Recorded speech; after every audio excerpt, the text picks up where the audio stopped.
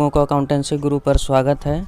तो आज हमें स्क्रीन रिकॉर्डर से आना पड़ा क्योंकि थोड़ा सा प्रोहिबिटेड एरिया में आ चुके हैं, जिसके वजह से आज की ये बहुत अच्छी खुशखबरी है कि जो क्लास 12th यूपी बोर्ड है उनके लिए ये महत्वपूर्ण प्रश्न लेकर आ रहे हैं, जिसमें से जितने भी थ्योरी आते हैं मैक्सिमम इसी से थ्योरी पूछे जाते हैं। जितना हम बताते हैं ये मानकर चलिए कि 100% इसी से सारी थ्योरी आती है और कहीं से कोई थ्योरी नहीं पूछता है। तो अगर आप लोग जितने क्वेश्चन हम इसमें दिए हुए हैं अगर इतना आप लोग तैयार कर लेते हैं तो अकाउंटेंसी में कोई ऐसा थ्योरी नहीं बचेगा कि आप लोग ना कर पाएँ। तो सबसे अच्छी ये बात है जो भी हम थ्योरी तैयार किए हैं चैप्टर वाइज किए हैं, ताकि आप लोगों को इधर उधर भटकना ना पड़े। चैप्टर वाइज से आप लोग चाहें अच्छे से एक लेमैन भी इसको समझ सकता है। तो चालू करते हैं। माय नेम है अविनाश कुमार चौरसिया, आप लोगों के साथ जुड़े हैं जो यूपी बोर्ड, खास करके कोरोना काल समय में आप लोगों को ऑनलाइन ही जो भी सुविधा दी जा रही है। तो स्टार्ट करते हैं हम लोग, आप लोग ध्यान दीजिएगा। तो यहाँ पे सबसे पहले जो हमारा क्वेश्चन है पार्टनरशिप से चालू होता है। इंट्रोडक्शन एंड एडमिशन दोनों एक ही चैप्टर में, दोनों एक ही पेज पर कवर किए हैं। तो आप लोग सबसे पहला क्वेश्चन जो है आप लोगों का meaning of capital and types, यानी आप लोगों को ये एडमिशन ऑफ न्यू पार्टनर या तो फंडामेंटल ऑफ प्रिलिमिनरी के नाम से चैप्टर दिया उसमें पा जाएंगे। मीनिंग ऑफ कैपिटल आप लोग जानते हैं, जैसे अगर पार्टनर कोई आता है तो कैपिटल लेकर आता है, उसके अकाउंट में उतने कैपिटल डिपॉजिट कर देते हैं और उससे रिलेटेड जो भी ट्रांजैक्शन होती है सारी चीज़ें उसी के अकाउंट में हम लोग ट्रांसफ़र करते रहते हैं।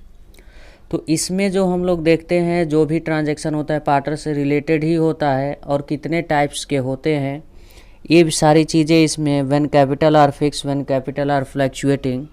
व्हेन कैपिटल आर फिक्स में 2 account prepare, partner current account and partner capital account. And when capital are fluctuating में only one account is open just like as a partner capital account। and इसके बाद हम लोग फिर next question पे आते हैं। तो अगर आप लोग जितने सारे क्वेश्चन हम बोल रहे हैं तो आप लोग जाके हमारे यूट्यूब चैनल पे ज़रूर देख सकते हैं। फंडामेंटल ऑफ पार्टनरशिप में ये आप लोगों को हर एक क्वेश्चन का वीडियो मिल जाएगा। तो फिर आते हैं क्वेश्चन नंबर 2 पर, मीनिंग ऑफ गुडविल। तो आप लोग गुडविल जानते हैं, goodwill is a intangible assets and goodwill denoted as extra money earning. Goodwill उसे कहा जाता है जो हम लोगों का इंटेंजिबल एसेट्स होता है, फिक्स एसेट्स होता है, और गुडविल को हम लोग एक्स्ट्रा मनी अर्निंग से डिनोट करते हैं। नेचर ऑफ गुडविल, यानी गुडविल का नेचर क्या होता है, ठीक है, कैट, डॉग, रैट, ये सब सारी चीज़ें हम लोग देखेंगे, ठीक है। फीचर ऑफ गुडविल, यानी फीचर ऑफ गुडविल, गुडविल का फीचर क्या है ये सब भी हम लोगों को देखना है। Factor affecting of goodwill, factor affecting में गुडविल में क्या फैक्टर अफेक्टिंग करता है, गुड लोकेशन होना चाहिए, रिस्क होना चाहिए, एफिशिएंसी होनी चाहिए, गुड मैनेजमेंट होना चाहिए, ओनरशिप स्किल होनी चाहिए, ये सब सारी चीज़ें। What circumstance calculation of goodwill, यानी गुडविल को किस किस टाइम कैलकुलेट किया जाता है। तो आप लोग जानते हैं at the time of admission of a partner, at the time of retirement of a partner, at the time of amalgamation of firm, at the time of sales of partnership firm. तो इन सबों के at the time of change profit sharing ratio among with existing partner, इन सबों case में goodwill को calculation किया जाता है। And method of goodwill, method of goodwill आप जो लोग जानते हैं super profit method, average profit method, capitalisation method होता है। हिडन गुडविल क्या होता है भाई, hidden goodwill when amount of goodwill not given in question then goodwill calculate by following formula. आप लोग हर एक चीज़ ये समझेंगे। What is journal entry, journal entry क्या होता है, when the new partner premium for goodwill bring in cash, when the new partner premium for goodwill does not bring in cash, already goodwill appear in the book। ये सब सारी चीज़ें हम लोग journal entry समझेंगे।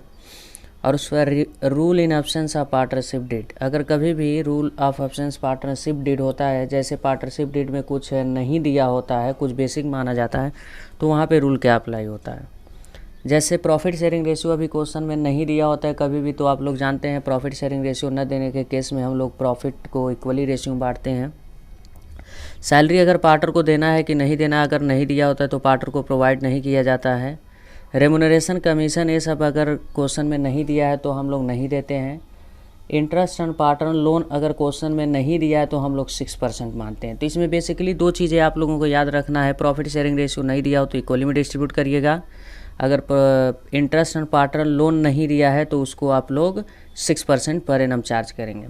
Meaning of partnership deed and contents. Meaning of partnership deed क्या होता है? Terms and condition of the partner written at a letter is known as partnership deed. जो पार्टनर के बीच में जितने भी टर्म्स एंड कंडीशन होते हैं उसे एक पेपर पे लिख दिया जाता है, उसी को बोला जाता है पार्टनरशिप डीड। तो पार्टनरशिप डीड दो तरीके का होता है, एक ओरल होता है, रिटन होता है।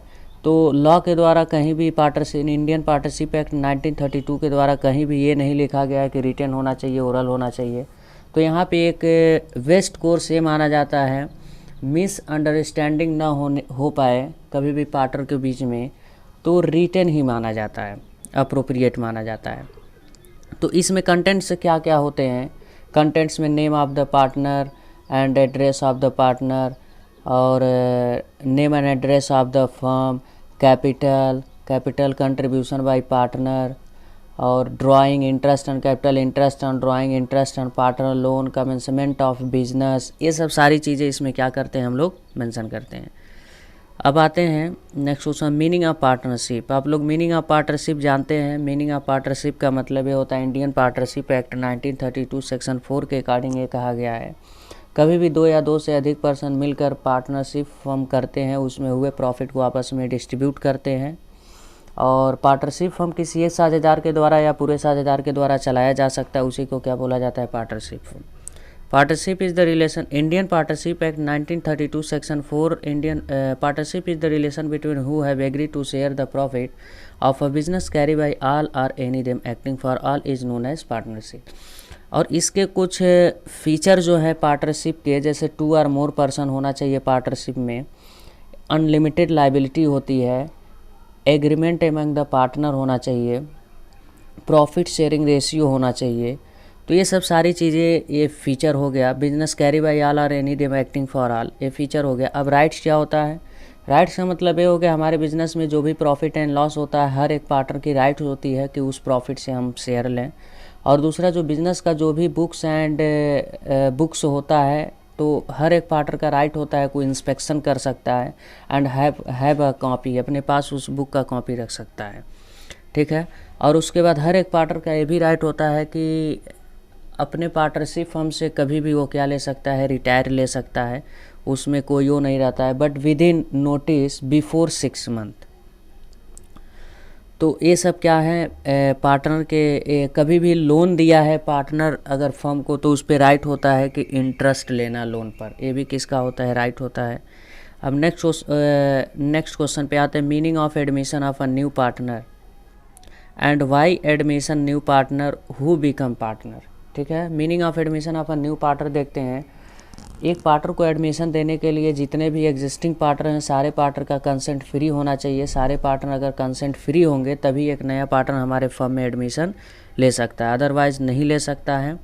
और जो नया पार्टनर आता है कैपिटल लेकर आता है तो उसके अकाउंट में दिखा दिया जाता है। जो प्रीमियम फॉर गुडविल लेकर आता है, ओल्ड पार्टनर सेक्रीफाइसिंग रेशियो में उसको डिस्ट्रीब्यूट कर लिया जाता है, एज अ उसे प्रीमियम माना जाता है। फिर इसके बाद new why admission of a new partner, अगर फर्म को हम लोग बड़े लार्ज स्केल पर स्पेंड करना चाहते हैं, एक्सटेंड करना चाहते हैं, तो हमें नए पार्टनर की ज़रूरत होता है। इफ़िशियंसी, वर्क इफ़िशियंसी को इंक्रीज़ करना होता है तो नए पार्टनर को ज़रूरत होता है। मैनेजरियल एफिशिएंसी इंक्रीज़ करना चाहते हैं तभी हमें नए पार्टनर की ज़रूरत होता है। कैपिटल को इंक्रीज़ करना चाहते हैं तभी हमें नए पार्टनर की ज़रूरत होता है। और कौन कौन नया पार्टनर बन सकता है? एक पर्सन, इंडिविजुअल पर्सन भी बन सकता है, एक माइनर भी पर्सन बन सकता है। माइनर का मतलब जो 18 लेस होता है और 18 एबव जो होता है मेजर होता है। एक माइनर भी पार्टनर बन सकता है इंडियन पार्टनरशिप एक्ट 1932 के अकॉर्डिंग। बट अगर कोई माइनर पार्टनर हमारे फर्म में इंटर करता है तो वो केवल प्रॉफिट में शेयरिंग करेगा, लॉस में शेयर नहीं करेगा, लॉस को बियर नहीं करेगा। यानी एक इंडिविजुअल पर्सन भी बन सकता है, एक माइनर भी बन सकता है, एक कोई फर्म भी बन सकता है, कोई कंपनी भी बन सकता है, एक association of person, body of individual भी पार्टनर बन सकते हैं। तो उसके बाद हम लोग आते हैं फिर नेक्स्ट क्वेश्चन पर, meaning of revaluation account and memorandum revaluation account. Meaning of revaluation account, nature of revaluation account, nominal account. At the time of admission of a new partner, retirement of a partner and death of a partner, reconstruction of the firm, each firm assets and liability revaluated। हर एक firm क्या करता है, कोई partner आता है, retire होता है, death होता है, या तो अपना पुनर्मूल्यांकन करते हैं, तो एसेट्स और लाइबिलिटी को क्या करते हैं, रिकन्स्ट्रक्ट करते हैं, रीवैल्यूएट करते हैं। तो एसेट्स और लाइबिलिटी इस अकाउंट में ट्रांसफ़र होता है। इसमें एसेट से कभी प्रॉफिट होता है, लॉस होता है, तो उसे पार्टनर आपस में क्या कर लेते हैं, डिस्ट्रीब्यूट कर लेते हैं। और memorandum revaluation account just like revaluation account होता है। मेमोरेंडम रिवैल्यूएशन अकाउंट 2 पार्ट में बनता है। पहले तो जैसे रहता है उसी पार्ट में रियल पार्ट बनाते हैं। फिर सेकंड पार्ट जो बनता है हम लोगों का, ये जो उसका इन्वर्स कर देते हैं। पहले पार्ट में प्रॉफिट लॉस होता है, केवल होल पार्टनर बांटते हैं। जब मेमोरेंडम रिवैल्यूएशन सेकंड पार्ट में बनता है तो उसे पूरे पार्टनर यानी नए पार्टनर को भी न्यू रेशियो में डिस्ट्रीब्यूट कर देते हैं। और इसमें जो भी बैलेंस शीट में हम लोग एसेट्स को दिखाते हैं सब वही ओल्ड वैल्यू पर दिखाते हैं, रीवैल्यूएटेड वैल्यू पर नहीं दिखाते हैं। बट रिवैल्यूएशन अकाउंट केवल बनता है तो उसमें रीवैल्यूएटेड एसेट्स पे दिखाते हैं। Meaning of new ratio, sacrificing ratio क्या होता है? न्यू रेशियो का मतलब ये हो गया, जब कोई एक नया साझेदार हमारे फर्म में आता है, नया साझेदार हमारे फर्म में आता है तो उसे क्या चाहिए, शेयर चाहिए। तो पुराने पार्टनर जो होते हैं, ओल्ड पार्टनर होते हैं, अपने शेयर से कुछ शेयर सेक्रीफाइस करते हैं और उसको पुराने नए पार्टनर को देते हैं। तो न्यू प्रॉफिट शेयरिंग रेशियो इसलिए निकाला जाता है क्योंकि फ्यूचर में हुए प्रॉफिट को आपस में डिस्ट्रीब्यूशन किया जाता है। सेक्रीफाइसिंग रेशियो का मतलब ये होता है जब कभी भी पुराने पार्टनर नए पार्टनर के फेवर में अपना शेयर देता है तो उसी को क्या बोला जाता है, सेक्रीफाइसिंग रेशियो। तो हम लोगों का ये पार्ट हो गया। जो नेक्स्ट पर आते हैं पार्टनरशिप अकाउंट, रिटायरमेंट पर। Meaning of retirement of a partner, यानी रिटायरमेंट ऑफ अ पार्टनर क्या होता है? रिटायरमेंट ऑफ अ पार्टनर का मतलब ये हो गया, हमारे फर्म से कभी भी एक साझेदार फर्म को छोड़ कर जाता है पूरे साझेदार के कंसेंट के फ्री से, तो उसे बोला जाता है रिटायरमेंट ऑफ अ पार्टनर। यानी जब चाहे तब नहीं जा सकता है, पूरे पार्टनर के कंसेंट फ्री होना चाहिए तभी एक पार्टनर रिटायर हो सकता है। और नोटिस 6 महीना से पहले, बिफोर रिटायरमेंट से पहले उसे 6 महीना पहले क्या देना पड़ता है, नोटिस देना पड़ता है। और वो केसेस रीजन भी उस नोटिस में मेंशन होना चाहिए कि क्यों ये पार्टनर रिटायर हो रहा है। तो अब रिटायर का केस कई सारे हो सकते हैं, कॉजेज हो सकते हैं, जैसे उसका अनसाउंड माइंड हो गया हो, या तो दिमागी कुछ असंतुलन हो गया, ड्यू टू ओल्ड एज हो गया हो, और one country to another country में वो ट्रांसफ़र होना चाहता है, प्रॉफिट दूसरा कुछ करना चाहता है, डिस्प्यूट एमंग विथ पार्टनर यानी पार्टनर के बीच में कुछ विवादित हो गए, ठीक है। तो इसी केस में यही हमारा क्या हो गया, केस हो गया, ठीक है। अब इसके बाद what is joint life policy and individual life policy. Joint life policy का मतलब ये हो गया जब सारे पार्टनर को मिलाकर एक पॉलिसी बनाई जाती है, एक कीमैन बना दिया जाता है और उसके नाम से उसके साथ सारे पार्टनर का नाम लगा दिया जाता है। कीमैन वही कर्ता माना जाता है। कोई पार्टनर रिटायर हुआ या तो डेथ हुआ तो वो कीमैन को पैसा मिलता है और सारे पार्टनर को एक आग देता है, ये पैसा दे देता है। तो जॉइंट लाइफ पॉलिसी इसलिए बनाया जाता है ताकि पैसा कम लगे, पार्टनर ज़्यादा होते हैं, सारे लोगों का पैसा एक ही बार जॉइंट लाइफ पॉलिसी में जमा की जाती है। इंडिविजुअल लाइफ पॉलिसी में सारे पार्टनर का इंडिविजुअली पैसा पेमेंट किया जाता है, इंडिविजुअली जमा किया जाता है। जब कोई पार्टनर रिटायर और डेथ होता है तो उसको इंडिविजुअली मिलता है और वो पार्टनर लेकर चला जाता है। Meaning of gaining ratio. Meaning of gaining ratio का मतलब ये हो गया अगर कोई भी पार्टनर रिटायर होता है तो जो रिमेनिंग पार्टनर होते हैं अपने गेनिंग रेशियो में जितना भी उसका नए जो रिटायर पार्टनर का शेयर लेता है उस रेशियो में अपने पास से शेयर, गुडविल, प्रॉफिट निकाल के लोग देते हैं, उसी को बोला जाता है gaining ratio. Explain right of an retirement partner. एक रिटायरमेंट पार्टनर का राइट क्या होता है, क्या क्या शेयर लेकर जा सकता है, अपना कैपिटल लेकर जाएगा, गुडविल में शेयर होगा, प्रॉफिट में शेयर होगा, और जितने रिवैल्यूएशन एसेट्स लायबिलिटी होगा उसमें इसको प्रॉफिट मिलता है उतना, ये सब उसकी राइट होती है। तो ये हम लोगों का अभी हम लोगों का पार्टनरशिप ये ख़त्म हो गया, ठीक है, पार्टनरशिप से रिलेटेड। तो आप लोगों को दूसरा दिखाई दे रहा होगा कंपनी अकाउंट्स, तो आगे हम लोग आप लोगों को नेक्स्ट वीडियो में प्रोवाइड करें।